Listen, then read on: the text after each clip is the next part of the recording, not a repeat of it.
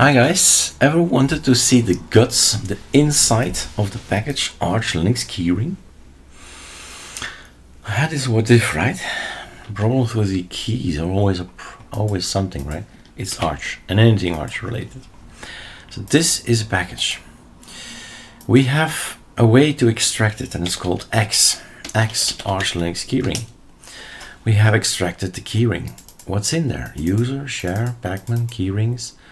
This thing, that's it. gpg.com, but it's a long one. I thought, what is now 1 megabyte, right? 1 megabyte. What can be 1 megabyte? And that's why I'm opening this thing and have a look and study it.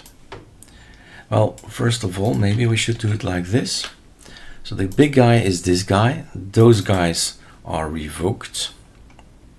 So 49 people have no longer a key, and trusted are these guys, the main top level guys, and there's all the rest. So this is why this thing is 1 megabyte big.